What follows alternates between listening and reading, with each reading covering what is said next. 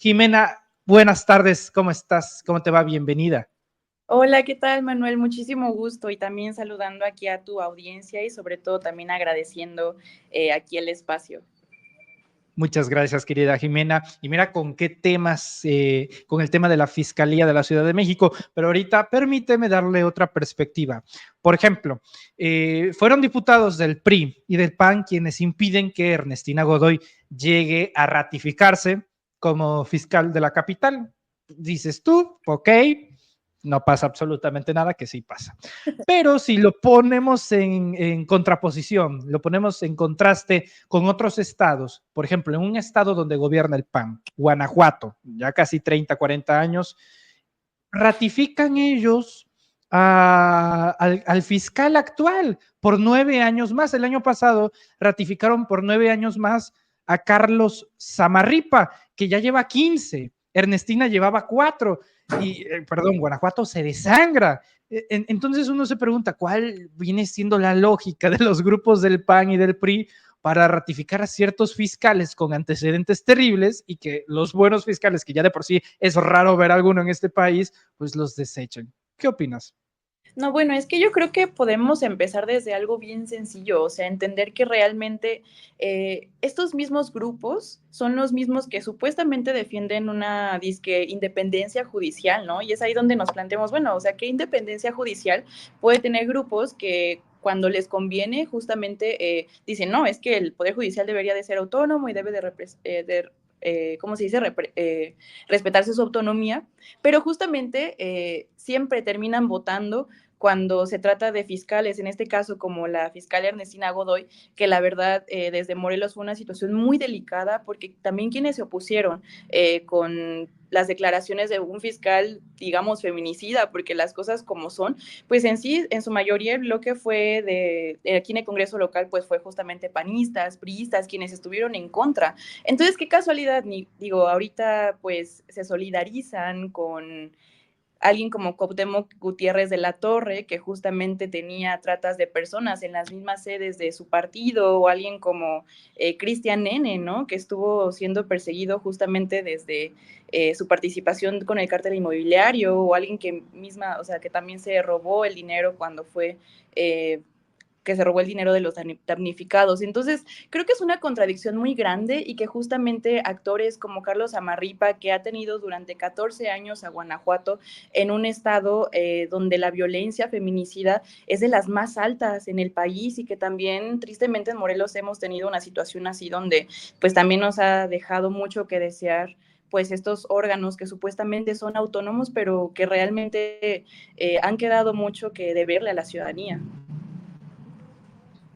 Muchas gracias, Jimena. También permíteme darle la bienvenida en este momento a quien ya se va incorporando, que es desde luego a Beatriz Castillo, que le doy la bienvenida y el abrazo también a la distancia. Beatriz, bienvenida, buenas tardes, ¿cómo te va? Y también iniciarte preguntando sobre el impedimento de esta ratificación a Ernestina Godoy, que al final de cuentas, no sé si sea mejor ahora que Ulises Lara va a asumir como fiscal para la oposición, pues como de, ok, ¿no? O sea, te va a ir peor, acomodar los comunicados y da justicia, seguramente va a ser una combinación interesante, pero preguntarte eso, ¿cómo te va y qué opinas de este tema? Un abrazo, querido Manuel. Muchos saludos también a Jimena y a tu bellísima audiencia. Como siempre, es un gusto estar por acá platicando de este tema tan interesante que, bueno, ya como lo comentaban, yo coincido totalmente, ya que algo que tenemos que plantear desde ya y que creo que hemos ya revisado en muchos análisis y que no termina de entender la oposición o que no quieren pues ver más allá de esto, es que la Cuarta Transformación ha representado no solamente un gobierno, sino sobre todo un movimiento profundo que viene desde la raíz y que ha cambiado, pues, si no toda la estructura que ya teníamos, sí el pensamiento, la conciencia, el actuar de millones de mexicanos. Como ya lo venías mencionando, esto lo digo porque quien va a quedar al frente ahora de la Fiscalía General de Justicia de la Ciudad de México, pues va a ser Ulises Lara, que también se queda pues muchas personas del equipo de la ahora ex fiscal Ernestina Godoy, Y bueno, lo que estamos viendo es que se va a continuar con estas investigaciones que ya también, como lo estaba diciendo Jimena, lo que estuvo afrontando Ernestina Godoy desde la fiscalía, pues fue a un cártel inmobiliario que además, pues, se enriqueció a costa de que millones de personas, pues, no solamente perdieron sus viviendas, sino también muchas hasta perdieron la vida, ¿no? Lo vimos en los sismos que han ocurrido en la Ciudad de México y que, bueno, además se enriquecieron y que de ahí también hemos visto que pues estuvieron sacando muchísimo dinero para estas campañas que están armando en la Ciudad de México. Y bueno, en esta venganza de no dejar a Ernestina Godoy en la fiscalía, pues ahora no la ratifican, pero lo que vemos es que pues van a seguir estas investigaciones porque pueden quitar a las personas de los cargos, pero el proyecto es el que se está profundizando en todos los niveles del gobierno, ¿no? Y también justo remarcar esta hipocresía que ya comentabas, porque también ya lo comentaba Jimena, este fiscal de Morelos, Uriel Carmona, recuerdo perfectamente el caso, ya lo hemos hablado también aquí en diversas ocasiones, de cómo pues incluso él mismo dijo que el caso de Ingrid Fernanda había sido pues por intoxicación, cuando en realidad pues fue un feminicidio, se demostró cuando la misma ex jefa de gobierno Claudia Sheinbaum hizo que se llevara el caso en la Fiscalía acá de la Ciudad de México. Y bueno, pues esto demuestra solamente la hipocresía y este cuidado que tienen cuando son para sus intereses propios de este grupo que pues no ha hecho más que defender la corrupción, el saqueo, que pues sabemos que quieren regresar, pero bueno, van a seguir estas investigaciones y pues van a llegar hasta las últimas consecuencias, ¿no? Esperamos que pues se logre hacer justicia en contra de estos panistas corruptos. Muchas gracias, Beatriz. Justamente aprovechando luego la geografía, Jimena, tú eres del estado de Morelos, pasará a la historia Ernestina Godoy como la primera fiscal en poner la estructura de la fiscalía para detener a otro fiscal, en este caso a Uriel Carmona, fiscal del estado de Morelos, que también hay que decirlo, la protección, el fuero y este poder político que ostenta Carmona ha sido mantenido a través de los diputados locales del PRI y del PAN, que también están en el estado de Morelos. Entonces, ¿cuál es el papel que deja Ernestina Godoy? Deja una fiscalía con buenos números, justamente el día de hoy dio su informe de gobierno, pero más allá de la versión oficialista, preguntarte si deja una buena fiscalía, deja buenos resultados satisfactorios, si hubo un cambio o nada más que era en lo político. Pues mira, ya platicando un poquito del contexto que hay en nuestro estado, digo, se sabe que Morelos es uno también que tiene las alzas de feminicidios más altas en todo el país. Y la verdad es que el tema con Ingrid fue algo muy significativo porque sí, o sea, se da una pauta de primero una fiscal mujer que se atreve a señalar directamente a una fiscalía de otro estado, cuando pues también estos son poderes autónomos, ¿no? Todo ello abonó también a la narrativa de justamente que el fiscal, pues sí, tiene nexos con Graco Ramírez y que también muchos de los actores políticos están, pues hay una línea, ¿no? Política muy marcada y que justamente ahí fue donde también comenzó todo este debate, que sí se desmantelaron algunas, justamente estos temas, pero yo diría que más en lo político, porque pues también fue como una coyuntura, ¿no? Que atravesó, que para, bueno, quienes entendemos como todo el contexto fue muy significativo. Sin embargo, pues creemos que justamente lo que se necesita son más fiscales como Ernestina. La verdad es que desde mi perspectiva me gustaría mucho que aquí en el estado pudiéramos tener un perfil como ella, porque justamente estas personas, ¿no? Que tienen mano dura de decir y señalar como de tú, o sea, tus declaraciones, pues justamente son revictimizantes y que también pues haya generado también todo este respaldo, porque la verdad la situación que se generó en Morelos sí fue bastante delicada, porque también recordar, ¿no? Que no, también hubo ciertos grupos que no siempre fueron del PAN o del PRI, sino que también un sector muy pequeño de diputados del mismo Morena, pues también no estaban tan de acuerdo con el tema del fiscal, pero yo creo que sin duda fue una pauta, pues para ir desenmascarando pues toda esta vieja política que viene arrastrando con el tema de la inseguridad dentro del Estado. Muchas gracias, Jimena. Beatriz, veía a el usuario, bueno, no usuario, el candidato Santiago Taboada, celebrar, desde luego, esta decisión. Sí, claro, o sea, era evidente que iba a ser la danza de la lluvia, y festejó con creces Santiago Taboada, pero realmente no se, o sea, sí se ve Ernestina, pero pues, las carpetas de investigación ahí siguen, y estoy bastante seguro que Ulises Lara va a continuar un camino bastante marcado que ya tiene fijado Ernestina Godoy, o que tenía Ernestina Godoy. Preguntarte dos cosas. ¿Cuál crees que es el futuro inmediato dentro de lo que hoy se ha confeccionado como el cártel inmobiliario? Y en segundo lugar, ¿en dónde ves a Ernestina Godoy? Claudia le va a invitar para ser senadora de la República. Yo honestamente creo que le da para muchas cosas más, pero tal vez lo veamos en el futuro próximo. ¿Dónde la ves? Pues mira, yo creo, primero que nada, hablando de estas investigaciones, yo creo que se les va a dar seguimiento. Ya vimos que pues va a ser Ulises Lara quien va a tomar pues este cargo, como va a tomar esta responsabilidad como fiscal general de justicia de la Ciudad de México. A mí me parece que se va a seguir esta línea, sobre todo pues por respeto al trabajo que venía manejando Ernestina, pero también porque ya esto pues ya cambió, ¿no? Entonces, no solamente se trata de la buena voluntad que quieran ofrecer los servidores públicos, sino también de que existe una exigencia ciudadana totalmente legítima que está ahí presente, y me parece que la Ciudad de México va a ser ejemplo de esto. Vamos a seguir viendo buenos números, buenas reducciones, políticas de prevención. Y respecto al futuro, específicamente de Ernestina Godoy, me parece que ha sido un personaje a lo mejor que no hemos visto tan cercano, pero sí que ha arropado mucho a la ex jefa de gobierno Claudia Sheinbaum, así que yo creo que va a tomar pues esta invitación abierta que le hizo la doctora. Yo creo que la doctora, al momento de publicarlo en sus redes sociales, es algo que a lo mejor ya lo había platicado, ya lo había comentado con Ernestina Godoy.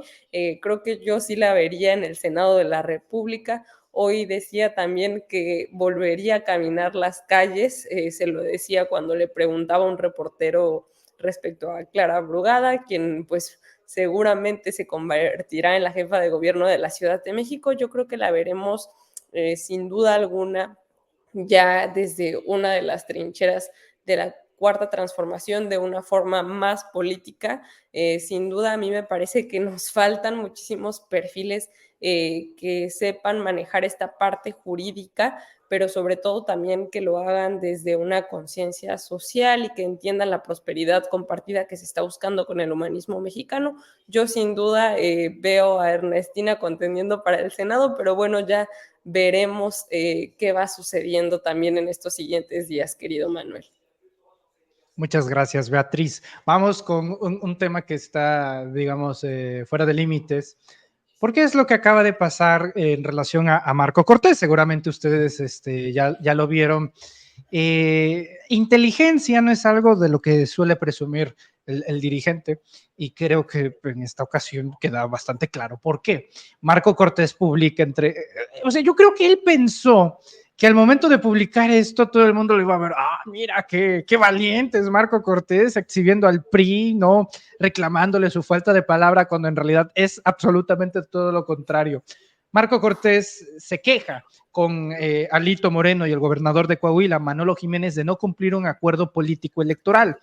El problema de Cortés es que publica un documento que por las firmas es totalmente válido, de su propia firma, la de Alito, la del jodido gobernador, la del diputado coordinador de la bancada del PRI, Rubén Moreira, también coahuilense, y en este acuerdo político, pues entre otras cosas, se negociaron 6 notarías. Son los gobiernos estatales que en efecto reparten las notarías, pero se tiene que hacer de manera legal, a través de filtros, pero no, aquí el PAN, a través de un documento que publicó Marco Cortés, dijeron que les quedaron a deber 6 notarías. Y ojo, este apartado que también es bastante interesante, la ratificación de un magistrado. Es decir, El Partido Acción Nacional un día dice, no, el Poder Judicial debe de estar totalmente ajeno a los partidos políticos. ¿Cómo cree Morena que va a proponer a alguien como Lenia Batres? Y aquí Marco Cortés está quejando de que no votaron la rectificación de un magistrado allá en el estado de Coahuila. Entre otras cosas, Jimena, también estaban pidiendo el 20% de las direcciones de las escuelas, es decir, que el PAN pusiera a profesoras y profesores en las escuelas y universidades del estado de Coahuila, simplemente de locura. Y obviamente hasta este momento le han dado una megatundra a Marco Cortés, que no ha borrado el tweet. Creo que en este punto sería medio inútil borrar el tweet, pero ahí lo dejó. Esto lo estamos verificando si constituye un delito de cualquier índole. Todavía no obtenemos la respuesta, pero parece ser que sí, Jimena. Preguntarte sobre estos acuerdos del PAN que se queja con el PRI de no haberle cumplido cuando pues todo el mundo reaccionó, ay, pues era obvio que iba a pasar, ¿no? No, bueno, es que ni siquiera entre ellos se pueden poner de acuerdo. Entonces, pues sí, habría que explicar bien cómo leer como más a fondo los documentos y determinar que desde mi perspectiva yo creo que sí se puede denominar como un delito, pero pues bueno, yo creo que lo que nos acabas de exponer es una contradicción súper evidente de cómo la derecha, ¿no?, usa esta narrativa de la supuesta autonomía del Poder Judicial, pero que de repente se solidariza con ciertos actores políticos, pero que también busca negociar de que, bueno, si no acusan o si no atacan a ciertos personajes, bueno, le vamos a otorgar el voto, en este caso a la fiscal Ernestina Godoy. Entonces yo creo que justamente bajo toda esta narrativa, no es algo que preocupe porque justamente es algo que se está deslegitimando de su misma parte. Entonces yo diría que ya se les terminó todo este teatro diría hasta yo fetiche, ¿no?, de defensa de esta supuesta autonomía judicial. Muchas gracias, Jimena. Beatriz, insisto, Marco jamás ha demostrado una inteligencia feroz, ¿no? Y creo que la más afectada de todo esto es Xóchitl Gálvez, porque al final todo lo que hacen ellos termina afectando a ella, caso contrario de lo que pueda o no pueda hacer Mario Delgado, lo que pueda o no pueda hacer otros dirigentes que afecte directamente a la imagen de Claudia Sheinbaum. Es un fenómeno bastante interesante, pero revela algo que toda la vida se ha dicho, pero que ahorita ellos hasta nos hicieron el favor de documentar, ¿no?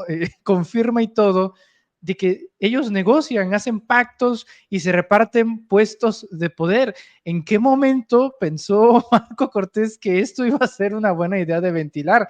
Porque lo único que refleja, entre otras cosas, es que el PRI ni siquiera les cumplió a ellos mismos como partido político y que es la segunda vez que le ven la cara al PAN, porque no es la primera vez que rompen. Tú te acordarás de este boicot en el Senado de la República y en Cámara de Diputados, donde el PRI votó y rompieron y regresaron. Son una pareja bastante tóxica, me parece, me da la impresión, Beatriz.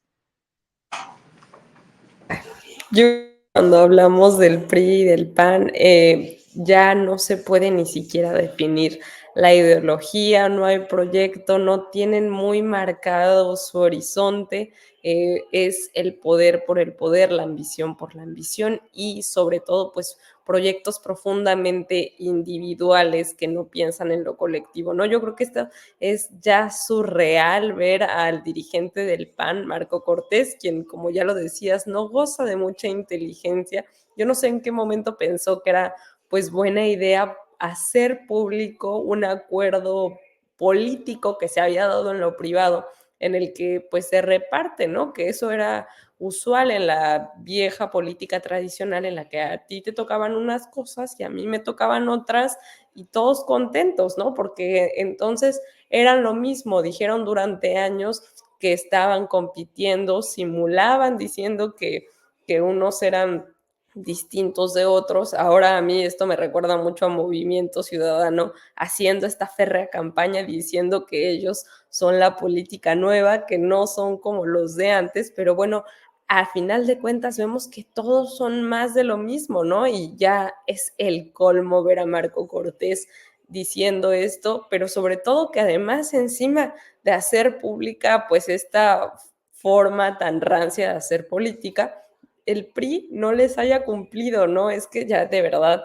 es un chiste. Esto no pasaría en ningún otro lugar que no sea México y con otros partidos que no sean el PRI y el PAN. Yo creo que, como dices, ya esta es una relación bastante tóxica, pero pues bueno, vamos a ver qué dice mañana también el presidente. Creo que va a ser muy interesante respecto a pues esta exhibida que se dio Marco Cortés en el PAN. Y yo creo que también es muy interesante lo que decías de Xóchitl, porque ya creo que lo único fenomenal, y que ya lo hemos repetido muchísimas veces, que ya ni siquiera me parece divertido, es que su campaña pues cada vez se hunde más, ¿no? Yo creo que ya hasta ella no haya como encontrar consuelo en esta terrible parafernalia que ha sido su intento de campaña. Sí, y luego con estos últimos intentos de meter a jóvenes, ¿no? Como esta chica que supuestamente se mete a su edificio. En fin, acciones del CEA. 5 de la tarde con 28 minutos me confirma el abogado César Gutiérrez Prigo que en efecto, si hay delitos en esto que hizo Marco Cortés, y brevemente va a hacer una publicación para explicarlo todos y cada uno de ellos. Así que atentos a la audiencia, al perfil de César Gutiérrez Priego. Vamos con una última ronda. Es un tema polémico, pero necesario debatirlo. La verdad me alegra mucho que sea con ustedes dos para hablar de ello. El día de ayer, en realidad hay que establecernos el día domingo, el presidente López Obrador tuvo una gira en donde tuvo una pequeña interlocución, una plática con la diputada federal Salma Luébano. Salma Luébano es una diputada trans, la hemos tenido aquí en este espacio informativo y, entre otras cosas, Salma Luébano es una diputada trans que hace activismo a favor de la comunidad de los transexuales en nuestro país.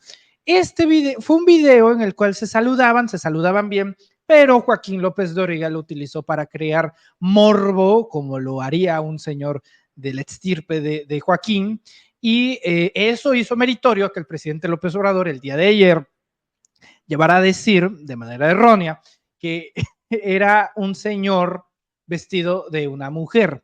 Evidentemente, hay que decirlo, el presidente López Obrador nació en la década de los 50 del siglo pasado. Si de por sí es bastante difícil para las nuevas generaciones entender los nuevos paradigmas, creo que también sería bastante difícil para un hombre de 70 años de edad. Hoy, y esto es el punto de la pregunta, el presidente López Obrador se disculpa públicamente con Salma Luébano y dice lo siguiente. Y quiero iniciar en TikTok ofreciendo una disculpa a una compañera que se identifica como mujer y que yo ayer hablé de que era un hombre vestida de mujer. Yo soy muy respetuoso y creo en la libertad. Y la gente debe de asumirse, cualquier persona, como se identifique. Si opiné sobre este tema es porque considero que el amor no tiene sexo, está por encima de todo. Es la respuesta de López Obrador. Pues no, el día de ayer, Jimena, se dio un festín, la comentocracia de la derecha, con comentarios transfóbicos, acusando a Andrés Manuel de transfóbicos, cuando los propios comentarios de ellos eran llanamente transfóbicos, sin ningún tipo de decencia. Y hoy el presidente López Obrador rectifica y ofrece una disculpa a Salma Luébano. Disculpa que Salma ya aceptó en redes sociales. Entonces, el meollo del asunto, insisto, aprovechando que ambas son mujeres feministas con un activismo bastante marcado en redes sociales y en las calles, ¿qué opinan de esta situación y de la reacción de ambas partes? Pues mira, yo creo que hay una diferencia muy grande y también empezando a entender el contexto. Primero que nada, quién lo dice y desde dónde lo dice, ¿no? Ya lo acabas de mencionar perfectamente. El presidente evidentemente ya es un hombre grande. pero creo que hay una diferencia entre cuando hemos visto también que al presidente con tanta humildad también ha solicitado estas disculpas, ¿no? Sobre algún comentario. Y creo que el hecho de que también lo hiciera, pues, con este mensaje que yo considero muy humilde, hablando inclusive de libertad, creo que es ahí lo que marca la diferencia, ¿no? A diferencia de en su tiempo Felipe Calderón, que incluso promovió acciones de inconstitucionalidad en contra de los derechos de las personas LGBT. Y que también entender que dentro de nuestro movimiento es importante. A mí me gustó mucho lo que después mencionó la diputada Salma, porque ella, o sea, siendo ella a la que le nombraron de tal forma, fue la misma que mencionó, ¿no? Justamente por estas razones son por las que luchamos y que también, o sea, dentro de la izquierda también, pues es una forma de resistencia y que también tiene que ver con un tema generacional, pero yo creo que sin autocrítica no podemos construir un movimiento que además es un movimiento que ha sido el único partido que desde su fundación pues ya se formó con una Secretaría de Diversidad Sexual y pues hay bastante activismo, hay bastante militancia que realmente representa a estos sectores y que también ha luchado por erradicar pues estos discursos discriminatorios, ¿no? Que el presidente no lo dijo desde el odio, simplemente yo considero que lo dijo desde el desconocimiento, ¿no? Probablemente desde la ignorancia, pero hay lo que sí marca la diferencia es la manera en la que se disculpó y también el hecho de aceptar los errores creo que también es muy sano, sobre todo para pues quienes estamos dentro del movimiento. Muchas gracias, Jimena. Beatriz, voy en el mismo sentido, ¿qué te parece? Me gusta mucho esa postura de cómo algunos sí lo decían totalmente desde un ángulo de aversión. Y si uno ve el fragmento de la mañanera, pues el presidente López Obrador incluso en la elocuencia misma, no tiene intenciones de cometer una agresión. Y ahora se ve en la rectificación y ha sido celebrado ampliamente por diversos representantes de la comunidad LGBT en México estas declaraciones de Obrador. Preguntarte cuál es la sutil diferencia y en una de esas aprovechando de algunos, en este caso algunas analistas que son obligadas a ofrecer disculpas, pero que Denis luego Dresser.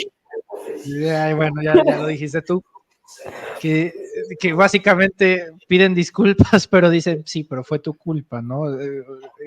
Curioso, ¿no? ¿Qué opinas? Mira, yo me quedo justo con esto último que ya mencionabas, que está, bueno, tienes que tener el contexto y la intención, ¿no? Algo que necesitamos decir también para que no se nos vaya es que López Obrador hizo este comentario porque le preguntaron respecto a un tuit en el que López Dóriga lo citó diciendo que primero estaba saludando a Salma Lueva, ¿no? Y que después como que al darse cuenta, ponía López Dóriga, López Obrador como que se alejaba, ¿no? Entonces después él en la mañanera estaba explicando cómo había sido y sobre todo pues en el tenor de contestar ante pues esta acusación que claro que tenía una intención totalmente transfóbica que hace López Dóriga, ¿no? Y también lo veíamos ayer con toda esta horda de derechosos que estaban pues celebrando casi, pero además también pues de forma muy hipócrita acusando al presidente López Obrador, quien ya vimos que esta mañana en su conferencia de prensa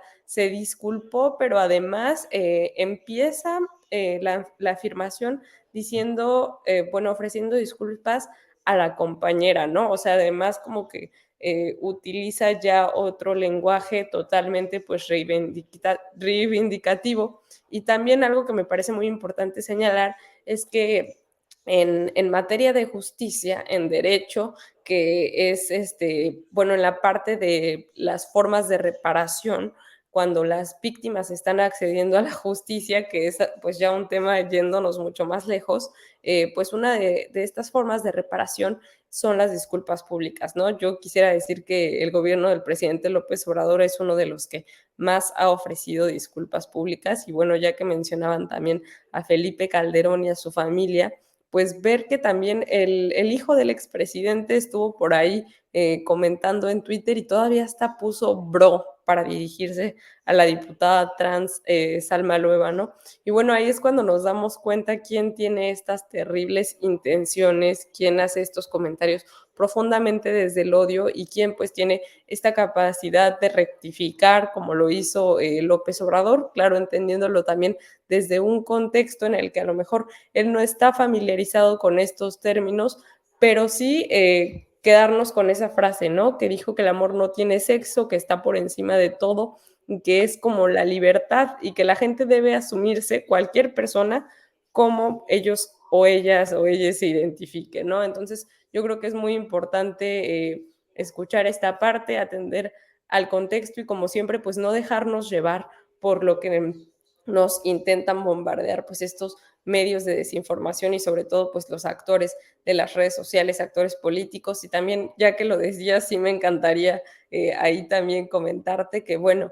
es profundamente humano ofrecer una disculpa, rectificar y no como lo que hacen ciertas académicas que de una forma profundamente misógina necesitan escribir todo un tuit de 1800 caracteres o no sé cuánto se aventó en esa Biblia de Denise Dresser después de llamar a Andrea Chávez, la novia de un político en un programa, no me acuerdo si era de Televisa o en un foro, pero por Dios Fue en está el Latinos. corte. Ella misma lo volvió a retomar y bueno, básicamente le dijo, sí, te dije así, pero es tu culpa y aun cuando pues ya había toda una denuncia, aun cuando se ostenta como una feminista y bueno, yo creo que ahí se ven las diferencias, querido Manuel, y como siempre decir que no somos iguales. Muchas gracias, Beatriz. Muchas gracias, Jimena. Yo le agradezco mucho a las dos que estén por aquí en Sin Máscaras, en nuestra mesa de analistas de todos los martes, en esta versión actualizada. Querida Jimena, te agradezco mucho y qué bueno verte por aquí por primera vez, que ojalá sea la primera de muchas veces para platicar, hacer diálogos aquí en esta que lo sepas ya, tu casa en Reporteros MX. Te invito a que nos compartas tus redes sociales para estar atento de todo lo que vayas actualizando en ellas, Jimena. Muchas gracias. No, al contrario, muchísimas gracias, Manuel, por el espacio y también mandarle un enorme y afectuoso abrazo a toda tu audiencia. Y claro que sí, pues básicamente me pueden encontrar como Jimena Reza, tanto en Instagram, Facebook, TikTok y todas las, Twitter también, X más. Y pues muchísimas gracias por el espacio, Manuel. No, al contrario, muchas gracias a ti, Jimena, por aceptar. En TikTok, donde ya nos va a hacer competencia AMLO, Beatriz Castillo. Se tardó, pero estoy seguro que va a crecer muy rápido ahí en TikTok el presidente Andrés Manuel López Obrador, Beatriz. ¿En dónde te podemos encontrar? Totalmente de acuerdo, Manuel. Yo lo vi desde ayer, pero pensé que era una cuenta falsa porque dije, no, pues es que AMLO no tiene TikTok y yo fui la seguidora como 124, algo así, y de repente hoy en la mañana vi que ya tenía 5,000 y seguro ahorita pues ya van muchísimos más. Y bueno, pues a mí me pueden encontrar como aparece aquí abajo, como @betcastillo con @o en todas las redes sociales. Y sobre todo, pues nos vemos en Twitter. Yo le voy a seguir diciendo así porque ya no soy tan joven, entonces puedo Ay, reservarme ese cálmate. derecho. Y pues también en TikTok. Entonces, por ahí nos vemos. Como siempre, mandarte un abrazo y felicitarte por este gran trabajo que haces aquí en esta trinchera de la información. Gracias. Y un abrazo y un saludo a toda tu bellísima audiencia. Muchas gracias, Beatriz. Muchas gracias, Jimena. Les envío un fuerte abrazo, choncho, a las dos. Y si todo sale bien, nos estaremos viendo más pronto que tarde. Cuídense mucho y estamos en contacto. Muchas gracias, Manuel. Muy- Saludos.